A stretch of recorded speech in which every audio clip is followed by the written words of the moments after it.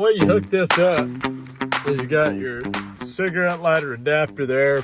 You want to have power to it. And then you come out here, and in the box, they give you the OBD1 adapter. So anyway, we've got this plug in here. Oh, thank God. And then a couple little holders, and then this is a, I can't remember what that's for. It's got your EEC engine test. So that's just a little holder thing. Of course, you know, first time I ever use it, things break. But there we go. You just plug these back in there, and that's supposed to keep the dirt crap out of them. I doubt it. You know, first time I ever used it, like I said, this thing broke off. So maybe I'll just throw some tape up there. But these are just little slots to keep all that stuff nice and clean. But that's where you plug it in. Probably a futile attempt, but a 93 F-150 5.4 liter XLT, and I'm going to use this OTC OBD1 and 2 scan tool right now. I'm letting it warm up. The four-wheel drive's not working. When I press the button, and then I've always got this dim light, so I know I've got some voltage leak somewhere. Oh, now it's working. Go figure. So I've got a loose connection somewhere, and I heard it click and unclick. But we're still going to do this test, since now all of a sudden that's working. So we'll see what this thing actually reads and how hard it is. This is a, well, you'd think they put their model number on it, but whatever. That's what it is, so we'll be back when it's hot. So we've got us an evap sensor closed valve above max voltage. That's 334. I'm gonna hit down again, same one.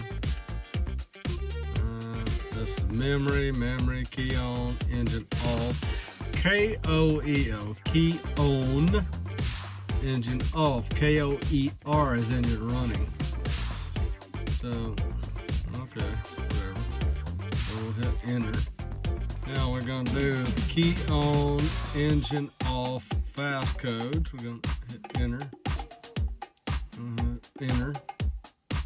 Fire neutral, ACL, start engine, let idle to hot. Start engine. It's already hot. So now we're going to turn the ignition key off. We're going to wait 10 seconds.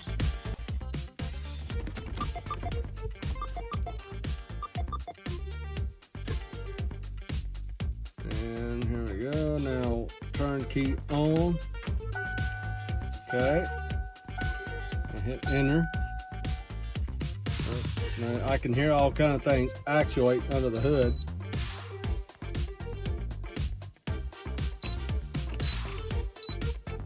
So 3,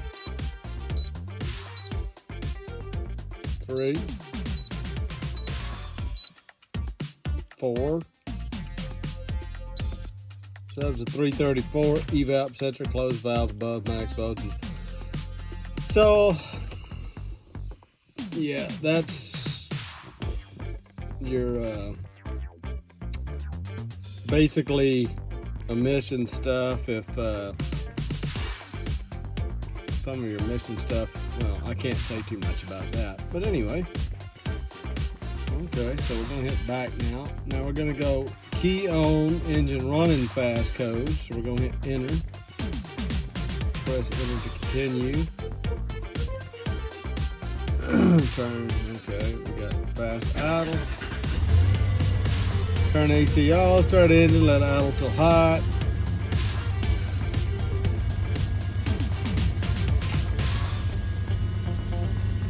Turn key off, wait 10 seconds.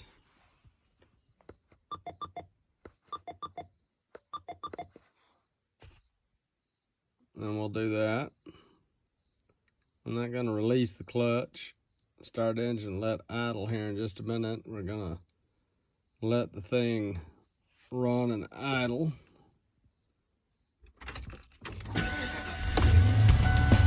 Okay, we're going to hit enter.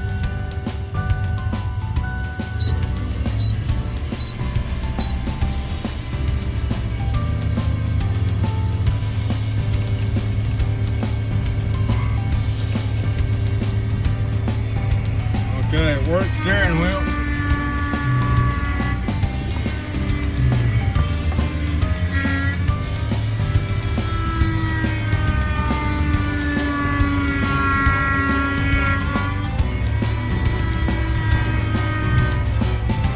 Okay, we got that one. We're gonna bump the brake pedal.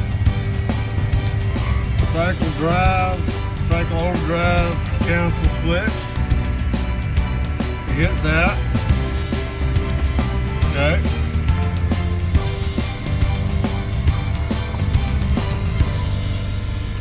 Overdrive cancel switch is right here.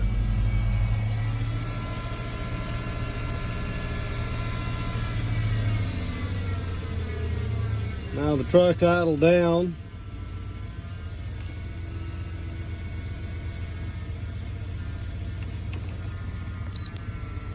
Now just beep. Quickly press and release. Okay, we'll give it a full throttle and release. Did that.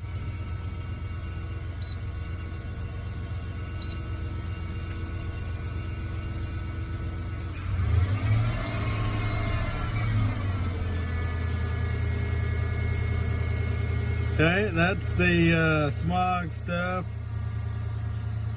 334, okay, that's fine. We're gonna hit back here, so that's our codes. Just 2 of them. So it's the smog stuff again. Old trucks, you know, you run out of smog equipment, you can't buy the stuff anymore. Now, key on engine running slow codes. So I'm hitting, you know, up and down for these, and then I hit enter, and then we hit enter, and it'll have me do the same thing again. Park and brake, blah blah blah, same thing. Turn key off, wait 10 seconds. If vehicle's equipped with a manual transmission, that's my radio beeping. Vehicle has a manual clutch, it's an automatic transmission. So we're gonna wait 10 seconds, probably about another 5, I guess. And here we go. Now we're letting it idle. We're gonna go ahead and hit enter. Doing cylinder ID.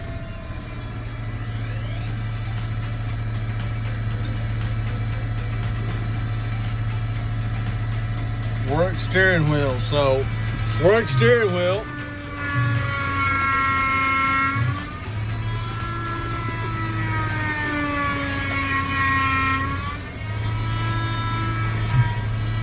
Okay, and then it says pump brake pedal. Pushed it down, let it up. Cycle overdrive switch. On, off. You wouldn't believe how much work it took to get all this stuff working in this old truck. Now I've got all that done, so I'm just waiting. This thing is a whole lot easier than the $50 scan tools that you can get at one of your major brand auto parts stores. I got this one because it did OBD1 and 2, and I can tell you right now this is way easier.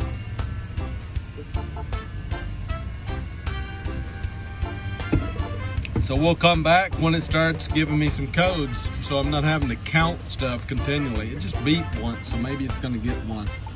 We'll wait and see. There we go. Okay, so I did a full throttle, just press release. Maybe a 311 is what I just heard. 3. 3. So 334. 311 and 334. So 3. 1, 1. There we go, we got 311, 334, and that's it. So that's the only codes, and like I said, that's if your some of your smog stuff is in a different state. So yeah, if you live in certain states, you can't have these codes, but anyway, you'll have to fix that stuff. So if it's a, let's see, what do we got? Evap sensor closed, and then thermactor air system inoperative during self-test. So if that's the case, you'll have a plug-in that comes off of, I think, your air pump or something that goes up on the passenger side front of the motor. That one right there, where you got this wire coming up, that's going to hook into your smog equipment or your evaporations equipment. That you'll have to deal with that. Make sure your air pump is working. And then your air idle intake valve and all that stuff, it's smog stuff. But I was just curious if it would pull a transmission code, and it did not, but everything's working. It is an OBD1. So anyway, I'm gonna release the parking brake. I got this in park now. So let's see if our four-wheel drive's working, because that was the original pain in the butt thing I didn't like. And then I put this in.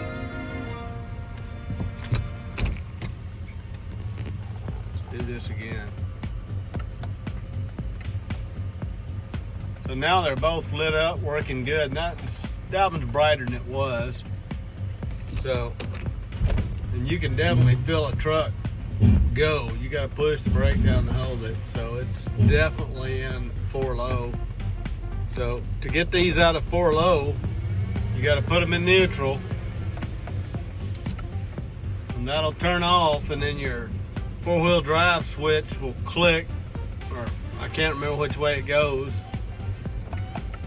and then it'll turn some more, and then I put it in park. So don't ever try to throw it in, I think it's got a lockout. You can't put it in 4-wheel drive or in 4 low while you're running, but just in case you're curious.